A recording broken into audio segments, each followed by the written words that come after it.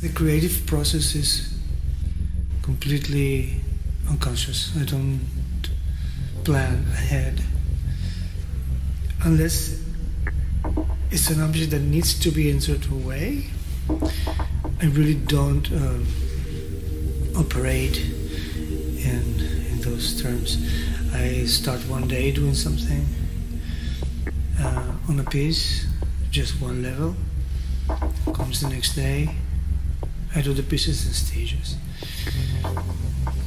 And sometimes a few days takes to make one piece, just to build it. And usually on the first day of work, I have no idea what's going to happen on the third day. I don't know what shape the piece will tell me to go to.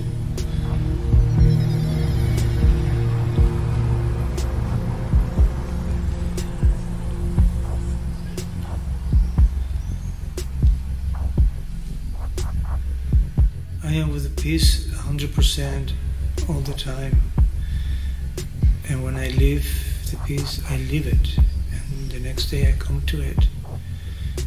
My ideas might change, my perception of the piece might change.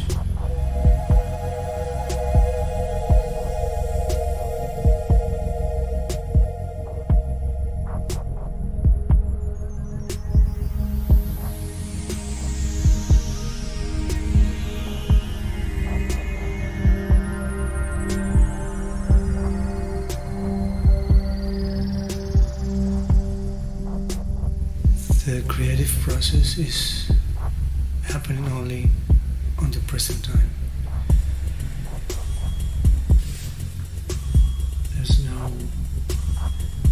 There's no way to control the piece. Not even until it's built, because once it's built, it has to dry. Then cracks might appear, and then the first firing comes, and the piece shrinks and changes, and then comes the glazing, pigment, and maybe I will add some gold, some platinum. Maybe accidents will happen, and the piece will take a different character, and the moment when those things happen, the piece changes. I cannot do anything about it. It's a wonderful thing because you can really learn how to liberate yourself from controlling. It's a very interesting exercise.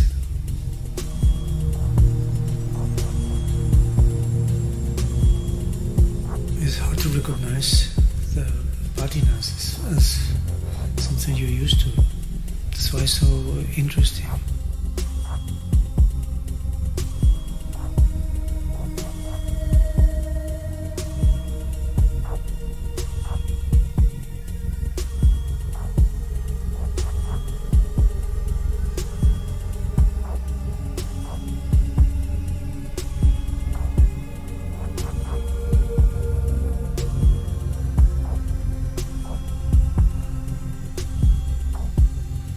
Imagery come and go when I work on a piece. Usually landscapes, but not landscapes on the piece, but rather the piece in a landscape. An extreme place with few people. It's almost like they belong to an alternative reality. More attractive, not polluted. It's terrain without trace.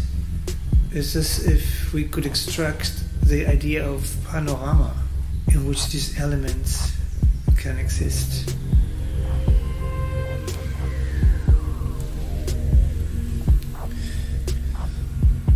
I'm very pleased by the fact that my pieces speak by themselves. I think the most uninformed person immediately gets familiar with them. Source, age, was it found, was it made, what reference they have, what images, what memories. There could be just geological objects of interest, the result of some natural occurrence, perhaps, or maybe something made, an artifact.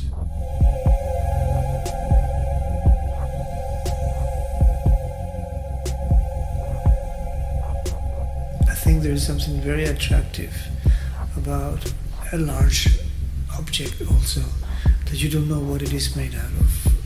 It's a big element with a simple shape. The shape is familiar to you. You just don't know by looking at it if this is exactly what your mind is telling you what it is. And that's very appealing to me. That's why the glazes and the material itself, the volcanic clay, it's such a relevant part of my work.